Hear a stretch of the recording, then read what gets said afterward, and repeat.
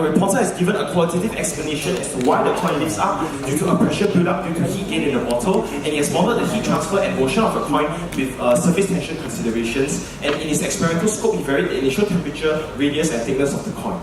So here are some strengths and weaknesses of the report. The reporter has a quantitative model of the coin flipping using Newton's law of cooling, and he has explained how this affects the flipping frequency. And I feel that this is an important part of the phenomenon since the thermodynamics directly governs the flipping interval and the flipping frequency, and his use of Newton's law of cooling is sufficient for the thermodynamics. And there is also an analytic expression for the time interval between flips against various parameters, and this is rather commendable since this allows us to see the effects of various parameters on the flipping interval. And there was an experimental verification of the flip intervals as well, but this will be discussed later. However, there are many areas of improvement of the report, and there is no experimental investigation into the dynamics of the motion of the coin. The problem statement clearly asks us and tells us that we will see movements of the coin and we will observe a dance. However, there was no experimental investigation into what happens when the coin lifts up and the trajectory of the coin as it lifts up. And I feel that he could have simply investigated this by putting a camera close to the bottleneck and tracking the trajectory of the coin as it lifts up over different flips. And this is an important part of the investigation that was completely missing. There was also no systematic investigation into the source of sound, as there was an unsatisfactory explanation for the lower frequency sound. The reporter has explained the source of the lower frequency sound to be that of the air resonating between inside the air, the air inside the bottle, the resonance of the air inside the bottle. However, he did not provide any quantitative model, and he could have modeled this firstly using by modeling it as a Helmholtz resonator, and number two, he could have varied the experiment, and we note that the Helmholtz resonator depends strongly on the volume of the bottle, and he could have varied the volume of the bottle simply by filling the bottle with different amounts of fluid and recording the frequency at which that is being heard as the coin flips. And there was also no systematic investigation into varying the coin radii, and since varying the coin radii will result in different frequencies, and there was also no quantitative investigation given into this, and I felt that he could have investigated this by modeling the coin as a thin plate and using thin plate theory to model the natural frequencies of the coin as it oscillates due to its collision between the coin and the bottle. There was also a limited theoretical model since he did not account for slipping of the coin.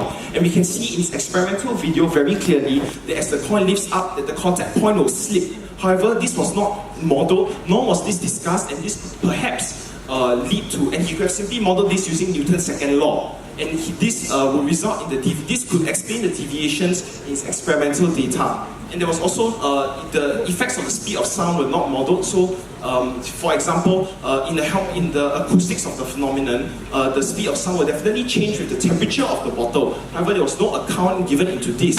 And there is also the use of discrete cooling coefficients for the use in the heat model. And I feel that this severely jeopardizes the integrity of the heat model, since he cannot account for time dependency of the characterization of the coefficients, and he could have simply done so by placing the bottle on a weighing scale and measuring the rate of change of mass due to condensation with the latent heat of vaporization to model the heat flux, then using the heat equation. And there was also a poor experimental scope since he did not vary the surface tension coefficients.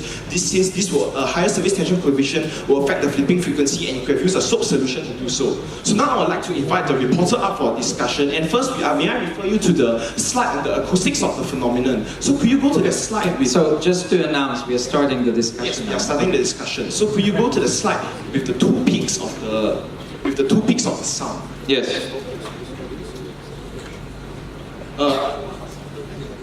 1 second, please.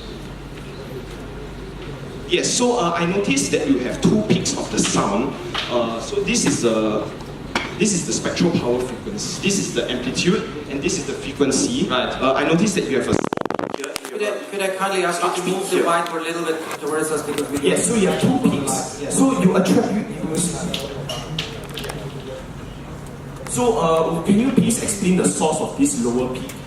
This is due to the Hartmost standing wave inside the bottle. And so the opponent has mentioned about quantitative calculation of the frequency. I believe that by applying relevant equations into our simulation, we can indeed What are have these relevant equations that you input? because I believe that the main aim of this problem is to investigate the source of the noise, and I think to calculate the exact frequency will not be necessary. I think it is necessary because the frequency of the noise is an important part in allowing us to determine the source of the noise. So what I like to point out is that when we record the noise of the dancing, we find that the frequency is it can be influenced by relevant parameters, and that will result in a major difference. Yeah, and I think one relevant parameter that affects the frequency of the smaller peak is the volume of the bottle. So if you have a volume of the bottle that is smaller, surely you will hear a higher frequency. That's right. So you have conducted a systematic investigation by filling the bottle with water. I think that filling part of the bottle with water will change the thermodynamic properties of the bottle, and therefore will also change other states in the process, including the heat transfer and the dancing of the coin. But I think that calculating the frequency can indeed be achieved by applying equations. Yeah, so the relevant equations that I believe the reporter is saying that can be applied is the equations known as the Helmholtz equation to model the bottle as a Helmholtz resonator. That's right. Yes, and I think this could have been done to explain the position of the smaller peak. I agree, and I'd like to also add that we have already analyzed the source of the noise as that frequency. Yeah, and the larger peak can definitely be explained by the natural vibration of the coin. The two peaks can be explained. The second peak, the largest peak can be explained by the oscillation of the coin. Yeah, and this can definitely be modeled perhaps using a thin peak theory. Do you think this is possible? So what equations are you actually referring to? Is the equation that governs the flexural rigidity of the coin and the bending of the coin are undergoing free vibration. Yeah, so how do you plan to model the surface tension around the coin? I think that the surface tension and the water membrane will also cause some deviation to the oscillation frequency. Yes, I understand that the surface tension might result in damping effects that could affect the position of the frequency of the coin. However, I think that first step at a model would definitely be to model the vibration of the coin. So if we consider a dry coin and compare that to a coin with around a water membrane on its edge, so do you think that the frequency will increase because of the water membrane or decreases? The frequency will definitely, well, it's very hard to say, but definitely the frequency will change due to damping effects. So what's the amount you think it'll change? I think this is insignificant.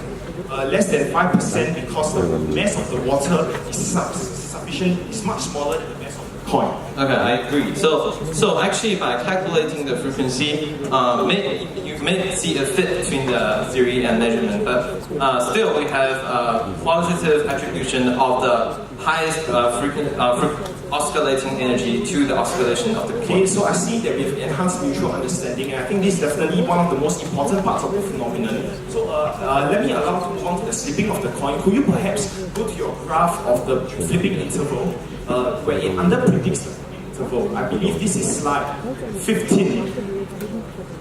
We perhaps go to slide 15, please, and could you show the theoretical fit? So I see that your theory constantly underpredicts your experimental points at very large times. So I think this one possible reason is because as the coin flips, that the contact point will slip.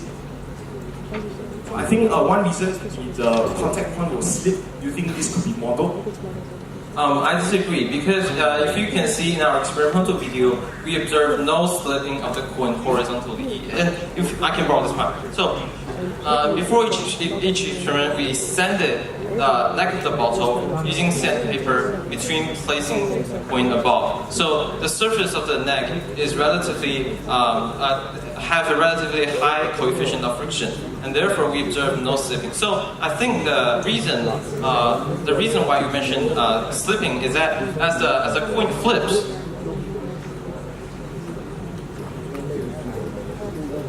yeah, this contact point will most definitely move, right? If it slips. Can we see the experimental video, and I think that we observe no horizontal slipping. So, and I think that one reason of the slipping is because the pressure inside, when it reaches critical pressure, is higher than atmospheric pressure and will cause a driving force, normal force in the coin. And because of the inclination of the coin, there might be some horizontal component. Yeah. However, So in our experiments, when the normal yeah. force is not sufficient to maintain the slipping, to maintain the coefficient of the frictional force, right?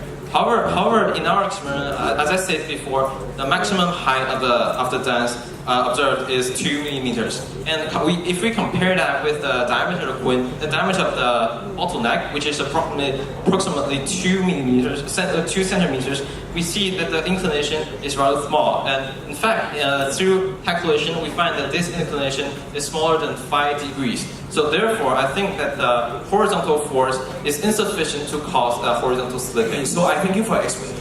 And I think that slipping effects are important when we increase the initial temperature difference between the bottle and the atmosphere, and this will result in a higher amplitude of flipping of the coin that can result in a lower normal force, and it can perhaps result in the coin flipping. So this could perhaps result in your theory being more generalizable to a larger range. I disagree that increasing the initial temperature discrepancy will result in a higher flip. This is because in our theory, the reason why the coin dances is because the pressure inside will overcome both the coin's gravity and the surface tension. And increasing the temperature discrepancy at the initial state will not change such criteria. Which means that as soon as the pressure inside reaches the critical pressure, the coin will jump.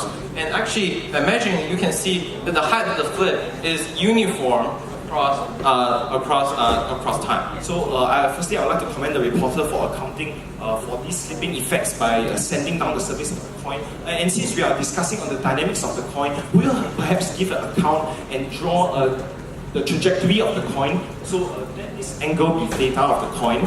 We'll perhaps draw theta as a function of time. So the trajectory of the coin as it flips up and lands back down. I think that firstly,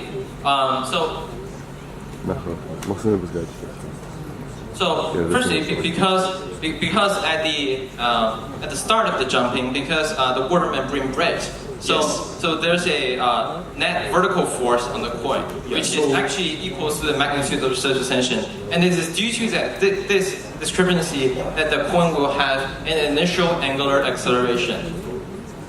Okay, isn't the initial gradient of the coin is flat at the start, then it will start to slowly increase in the velocity? The coin will gain a certain amount of angular acceleration at the instant of the start of the dancing. As you can see that, so right before the dancing, we can see that there should be an equilibrium between the external and internal pressure. So when the coin starts to jump, the water membrane breaks. This doesn't govern the trajectory of the coin, because seeing as the trajectory you drawn here, I would expect that this is when the film breaks, right? And this is when the film breaks immediately. Why does the film break immediately? I see that as the coin lifts up, the film will definitely take some time to break, right? I think that time can be ignored, and so I like to carry on to my explanation. So as a coin jumps up, the water membrane breaks, and we can see that the internal pressure now becomes greater than the external pressure, and this causes an instant angular acceleration of the coin. Yes. So I would like to. So this will result in this instant acceleration of the coin that you see here, and then subsequently the coin will go into free fall. Yes. And you could have investigated this by placing a camera next to the coin, since this is one part of the problem statement that they are tasked us to investigate. Thank you. Thank you very much. The time for discussion is over.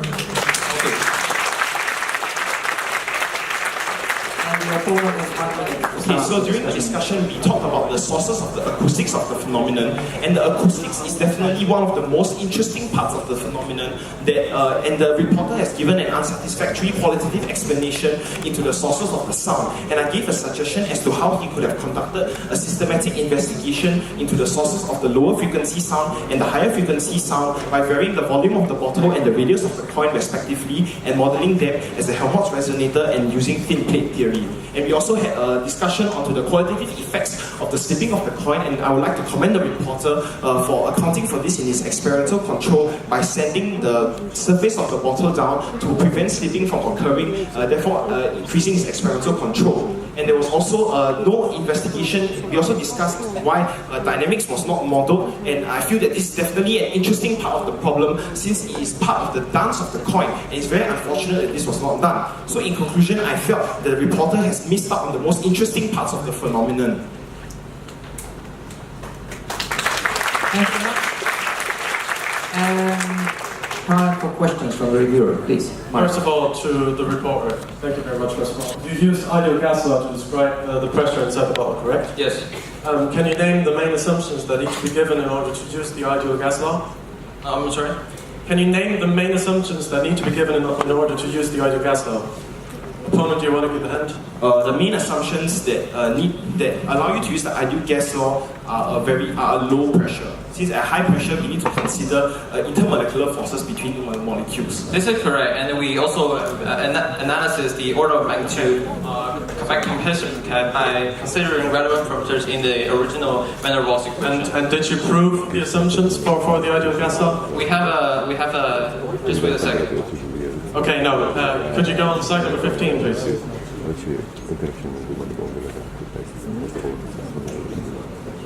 Sorry. And did you measure the pressure in the bottle, and where and how did you measure the temperature in the bottle? We did measure the pressure, and because of technical issues, I'll draw on the board. So we measure the pressure by putting in pressure sensor inside the bottle, which has a minimum effect on the thermodynamics. And also, measuring the temperature. Did you measure the temperature at one point on the bottle? We measure the temperature by fixing various metal plates inside the bottle, and then use a infrared. Thank you very much. Could you go on slide number 15, though, please? Or is it still not working? Okay, I'll just go on with the next question. You simulated the heat distribution inside the bottle. Did you simulate it, or did you actually measure it? We simulated the non-issue. How did you simulate it, and what assumptions did you make in order to do that? I'd like to reply. No, just answer the question. Yeah. Please. So we model all behavior of the air inside the bottle, including heat transfer, compressibility, and airflow. So you try to prove that the gas inside the bottle would have the same heat at all? They have a uniform temperature indeed. Okay, did you investigate the temperature of the coin? We did not measure the temperature of the coin. To the opponent, do you believe that this should have been investigated? Seeing as the coin has a much smaller mass than the bottle, I think that it's reasonable to assume. I think that this can be neglected. Okay, slide number 15 still, please. Just a sec, please. I'm sorry. Okay. What's your question? Did you investigate the amount of substance that was in the bottle, or did you just assume it to be constant? We did measure the temperature. In fact, no, the amount of substance. The amount of substance. Yes.